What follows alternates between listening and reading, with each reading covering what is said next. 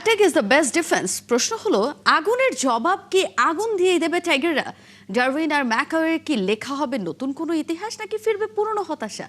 কথায় আছে সাহসীর ভাগ্য সহায়, তাই শান্তর বাংলাদেশের সামনে এবার শুধু একটা সিরিজ না, বরং স্টেটমেন্ট সিরিজ।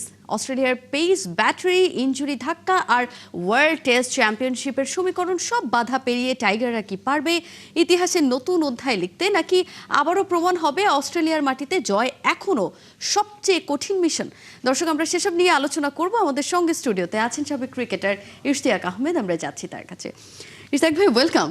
Thank you. একটা লম্বা ব্রেকের পরে ফুটবলের একটা দারুণ উন্মাদনা, তারপরে আমরা আবার ক্রিকেটে ফিরলাম এবং ক্রিকেটটাও আমরা একটা শক্ত একটা সিরিজ, একটা অনেক প্রত্যাশিত একটা সিরিজ দিয়ে ফিরছি। সেখানে আসলে আমরা যেটা দেখলাম, অস্ট্রেলিয়া সিরিজের আগেই বাংলাদেশ টিম একটা বড় ধরনের ইনজুরি কনসার্ন, যেটা সবার মাথা ব্যথার এখন কারণ। সেই জায়গাটাতে অস্ট্রেলিয়ার বিপক্ষে খেলার আগে এরকম খর্বশক্তির দলই আমি বলবো, খর্বশক্তির দল দিয়ে খেলাটা কতটুকু আসলে আশার সঞ্চার করবে?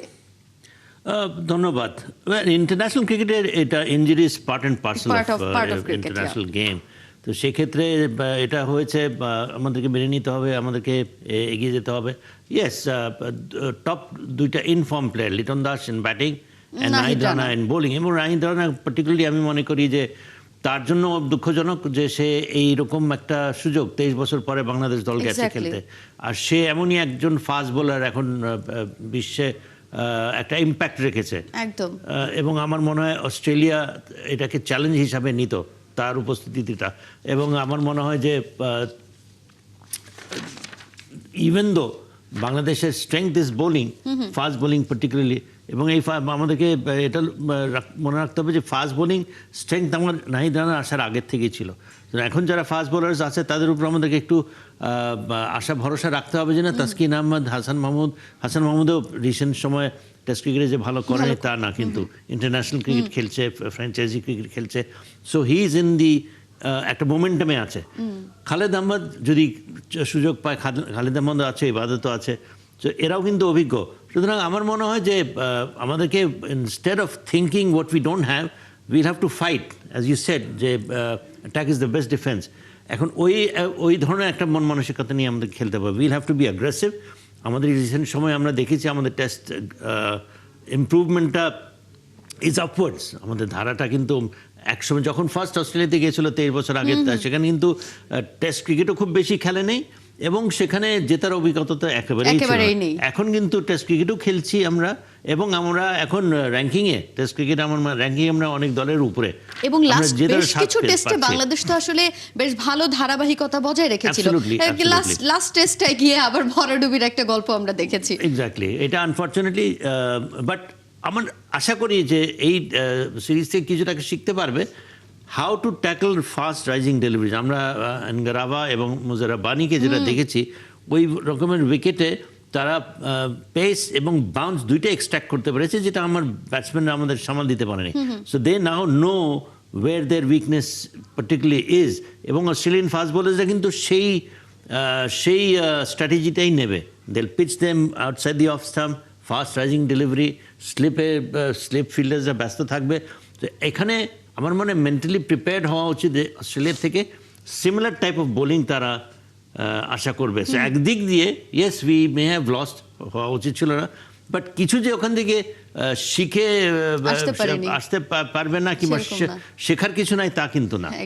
যেটা আমরা রিপোর্টেও দেখছিলাম যে অস্ট্রেলিয়া আসলে এই সময়টাই কেন সিরিজ আয়োজনের কথা, বা এই সময়টাই কেন খেলছে, এটা কি মনে হয় যে WTCর কোনো বাধ্যবাধকতা, নাকি আসলে নিজেরাই সিরিজের মধ্যে, খেলার মধ্যে থাকতে চাচ্ছে, সেই জন্য নিজেদের এই উদ্যোগটা? আমাদেরকে মেনে নিতে হবে যে they don't think Bangladesh good enough. তো সেই জন্য এখন খেলতে হবে। WTCর সেই একটা সাইকেলটা বজায় রাখতে হবে। প্লাস দ্য সিজন, আমার মনে হয় যে উইন্টার সিজনে ওইসব ভেনিউজ আর নট অ্যাভেলেবল। আমি রিপোর্টে যেটা দেখলাম, that is meant for rules football. তো সেই জন্য, এবং অস্ট্রেলিয়া স্বাভাবিকভাবে সাউথ আফ্রিকা, ইংল্যান্ড, ইন্ডিয়া এদের জন্যই রিজার্ভ ফর দোজ ভেনিউজ হলে ভালো হতো। ওইগুলো হচ্ছে যে মানে বিখ্যাত ওইসব ভেনিউ। বাংলাদেশ পারলে ভালো হতো, বাট আমার মনে হয় যে উই শুড বি হ্যাপি যে ফাইনালি একটা বড় দেশ আমাদেরকে ইনভাইট করেছে, অ্যাকোমোডেট করছে। ইভেন দো বাংলাদেশ একটা ইতিহাসের একটা অংশ হয়ে থাকবে। মাকাইতে for the first time test match হচ্ছে, বাংলাদেশ বলতে পারবে আগামীতে। আমার মনে হয় যে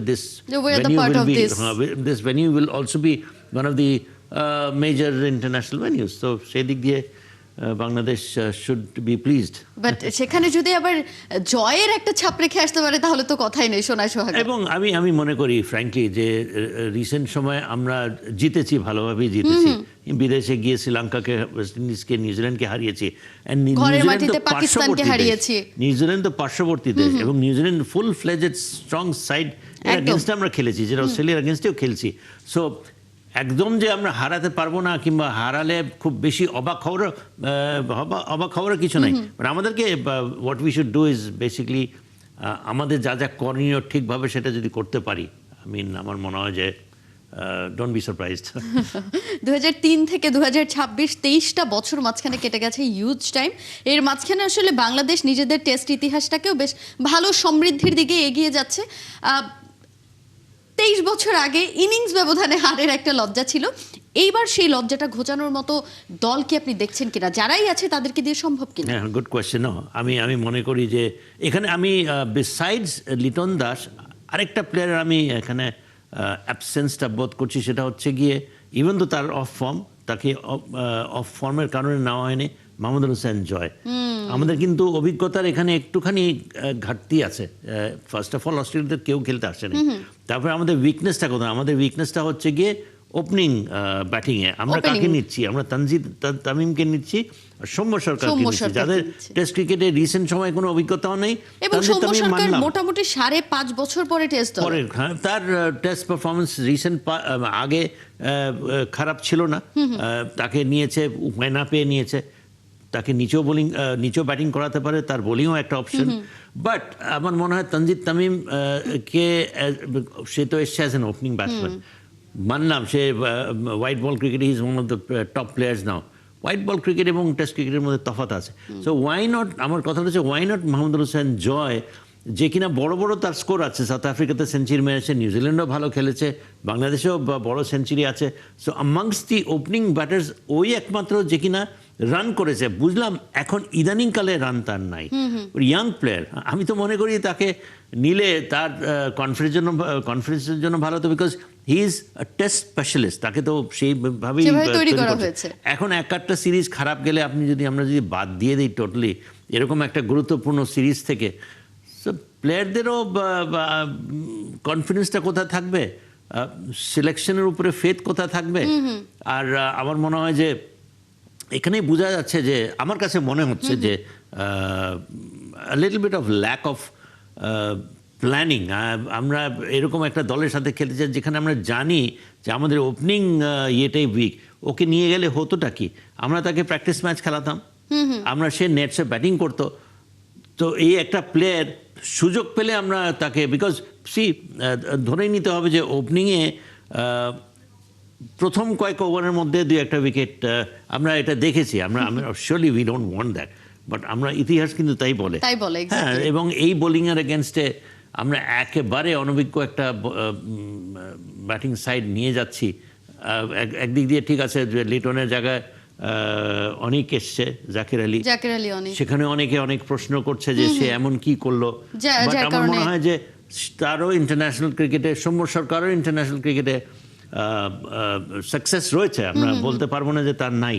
জাকির আলী যে ইন্টারন্যাশনাল ক্রিকেটে, টেস্ট ক্রিকেটে যে ভালো খেলেছে, ওয়েস্ট ইন্ডিজে ভালো খেলেছে, ওয়ানডে ক্রিকেট, টি20 ক্রিকেট, প্রত্যেকটা ফরম্যাটে ভালো পারফর্ম করা একটা প্লেয়ার ইন্টারন্যাশনাল ক্রিকেটে, তাকে এনেছে। এটা আমি মনে করি যে ওয়াজ এ গুড চয়েস, মন্দের ভালো। বাট আমি তানজিদ তামিমকে অ্যাজ এন ওপেনিং ব্যাটসম্যান নিয়ে যাচ্ছি, মেইন ওপেনিং ব্যাটার। এটা I think it's a little bit of a risk. Hugely talented, international cricketer, bhalo khelche. He's the probably one of the best batters for Bangladesh in the white ball cricket. তারপরে আমি মনে করি এটা খুব বড় একটা risk ওকে দিয়ে চিন্তা ভাবনা করাটা। পরিকল্পনার অভাবটাই আসলে যতটুকু বোঝা যাচ্ছে এখানে আসলে স্পষ্ট, কিন্তু সেই জায়গাটাতে আবার প্রধান নির্বাচকও যেটা বলেছেন attack is the best defence, সেখানে অস্ট্রেলিয়ার মতো একটা দলের বিপক্ষে আমরা এটা বলছি যে attack is the best defence, কিন্তু অনেক ক্ষেত্রে তো সেটাকে ব্যাকফায়ারও করতে পারে। সেই জায়গায় বাংলাদেশ আসলে সেই জিনিসটাকে প্রতিরোধ কিভাবে করবে? I like his attitude. Attack is the best defense. You are aggressive. এই সিরিজটা আমাদেরকে সে aggressive হতে হবে, and chairman of selectors saying that আমি এটাকে আবার পজিটিভ হিসাবেই আমি ধরছি। একটু ইনক্লুড করতে চাই, সেটা হচ্ছে এটা কি আসলে প্লেয়ারদেরকে মনস্তাত্ত্বিকভাবে একটু বুস্ট আপ করার জন্য এই কথাটা, নাকি এখানে আসলেই এরকম কোনো ইমপ্লিমেন্ট আমরা মাঠে দেখব? না, আরেকটা জিনিস আমাদেরকে এটাও মানতে হবে যে যারা সিলেক্টর্স, যারা দেখছে, তারাই তো বেস্ট জাজ হবে। আমরা বাইরের থেকে আমরা অনেক ধরনের কিছু opinion বলতে পারবো, করতেই পারি। And Sumon has played test cricket, one of the best batters for Bangladesh, captain ছিল successful. So surely he knows যে সে কী বলছে, কি বলাটা উচিত হবে, এবং তার এই পরিকল্পনাটা কি বুঝলাম যে ঠিক আছে, if that is the thing যে ইউ আর টেকিং হিম যে so that he can go and initially গিয়ে অ্যাটাক করতে পারবে, fine, but don't forget this is test cricket. Don't forget you're playing against Pat Cummins, Mitch Starc and Josh Hazlewood, finest test bowlers at this point in time. So good luck to Shuman. I wish him well. And arekta jinish, selection is always a thankless job. কেউ কিন্তু মানে সবাইকে সন্তুষ্ট করা যায় না, but এই বেলায় আমি লেটস হোপ যে সুমনের যে পরিকল্পনা সেটা যেন গিয়ে তানজিদ তামিম বাস্তবায়ন করতে পারে। আমরা বুঝতেই পারছি যে ব্যাটিং ডিপার্টমেন্টটা নিয়ে সবার কনসার্ন আছে, সেই জায়গায় লিটন দাসকে প্রথম টেস্টের জন্য শুধুমাত্র দলটা ঘোষণা করা হয়েছে। দ্বিতীয় টেস্টের আগে লিটন দাসকে ইনক্লুশন, কিংবা লিটন যদি সুস্থ হয়ে না ফিরতে পারেন, আনফরচুনেট যদি সেটা হয়, সেক্ষেত্রে বাংলাদেশের আসলে ওই যে পরিকল্পনার ঘাটতিটাইকে আবার একেবারে সামনে চলে আসবে কিনা, যে পরিকল্পনার ঘাটতি আছে বলে। ইনফ্যাক্ট যখন দলটা করা হয়েছে, যখন স্কোয়াডটা ঘোষণা করা হলো, তখন দেখা গেল যে আসলে প্লেয়ার হাতড়ে খুঁজে বের করতে হচ্ছে, এরকম একটা ব্যাপার আসলে চোখে পড়েছে। এই জিনিসটা আসলে বাংলাদেশ ক্রিকেটের জন্য, আমরা এত বড় বড় নেশনের সঙ্গে খেলার ইনভিটেশন পাচ্ছি, it's a blessing for us, কিন্তু তারপরেও আসলে নিজেদের ওই যে শাক দিয়ে মাছ ঢাকার মতো ব্যাপার হচ্ছে কিনা। এটা সিস্টেমের কারণে। আমরা তো ওরকম প্লেয়ার ওরকম, হ্যাঁ, ফাস্ট বোলারসদের ক্ষেত্রে আমরা বলতে পারি যে we have a battery of fast bowlers, এই 3-4 জন না খেললে বাকি যারা আছে তারা রিপ্লেস করতে পারবে ইমিডিয়েটলি, বাট ব্যাটিং এর ক্ষেত্রে সেটা নেই। এটা আমি মনে করি সিস্টেমের কারণে। আমাদের ডোমেস্টিক ক্রিকেটটাও এরকম, এবং যেহেতু সারা দেশব্যাপী হয় না, দেখেন ঢাকা ছাড়া কোথায় খেলা হয়, সেটাই একমাত্র মিরপুরেই হয়। আমরা যদি দেখতাম যে হ্যাঁ চিরকং, রাজশাহী, খুলনা, বগুড়া, সিলেট জমজমাট ওখানকার ক্রিকেট সমানভাবে অনেক শয়ে ক্রিকেটাররা বেরোচ্ছে, ওরকম তো কোনো পরিস্থিতি না, যে কারণে আমাদের সেই সীমাবদ্ধতা রয়ে গেছে। এই জন্য এইসব সময় সেটা আমরা টের পাই, বুঝতে পাই যে কতখানি আমাদের লিমিটেশন আছে। নাহিদ রানা, শরীফুল, এরা আসলে বোলিং ডিপার্টমেন্টটা থাকলে আমরা নিশ্চিতভাবেই বলতে পারি যে এইখানে আসলে ওই যে যেটা আমরা বলছিলাম যে অ্যাটাকিং খেলার যে মনোভাবটা, সেইটা আসলে কোনো সন্দেহই সেখানে থাকতো না। এখন যদিও 1% সন্দেহ থাকলেও তো আছে, সেই জায়গায় নাহিদ রানার না থাকাটা কতখানি দুশ্চিন্তার বাংলাদেশ দলের জন্য। দুশ্চিন্তা, এক্সাইটিং হতো নাহিদ রানাকে অস্ট্রেলিয়ার মতো উইকেটে, অস্ট্রেলিয়ান এইসব প্লেয়ারদেরকে একটা টাফ টাইম যে দিত, ব্যাপারে কোনো সন্দেহ নাই। সেটা আমার মনে হয় ইন্টারন্যাশনাল ক্রিকেটের জন্য ভালো হতো, যে here is an emerging fast bowler, world cricket is sensational, one of the fastest bowlers in the world, বাংলাদেশের মতো একটা দেশ থেকে এসছে।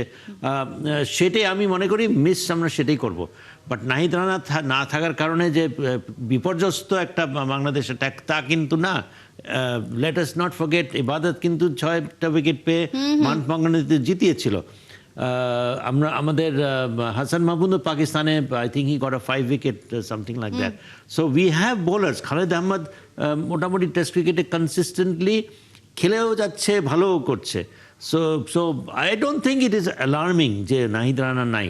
বাট ইয়েস, নাহিদ রানা থাকলে মজা লাগতো যে কিছু কিছু অস্ট্রেলিয়ান ব্যাটসম্যানদেরকে তাদেরই ওষুধ দিচ্ছে, বাউন্সার দিচ্ছে, লাফাচ্ছে, এবং দের হ্যাভিং আ টাফ টাইম। এটা তো আমরা দেখে আনন্দ পেতাম, এই জিনিসটাই আমরা মিস করব। অস্ট্রেলিয়াতে নাহিদ রানা যাচ্ছে, তবে সিরিজটার জন্য যাচ্ছে না, এইটা একটা আনফরচুনেট ব্যাপার আমাদের জন্য। এদিকে নাজমুল হোসেন শান্তর অধীনে কিন্তু বেশ কয়েকটা সিরিজ বাংলাদেশ খেললো, বাংলাদেশ ভালো করছে। শান্তর অধিনায়কত্ব নিয়ে আপনি আসলে কতটুকু সন্তুষ্ট, একদম ছোট্ট করে একটু যদি জানতে চাই। ওয়েল, এখন পর্যন্ত কনসিস্টেন্ট রয়েছে ব্যাটিং হিসাবে, ব্যাটার হিসাবে, because he is batting well. সে ক্যাপ্টেন্সিও মোটামুটিভাবে মজাও পাচ্ছে এবং he is leading from the front. Let's hope এই কনসিস্টেন্সিটা যেন সিরিজে বজায় রাখতে পারে। আপনাকে অসংখ্য ধন্যবাদ আমাদের সঙ্গে যুক্ত হওয়ার জন্য। Thank you very much.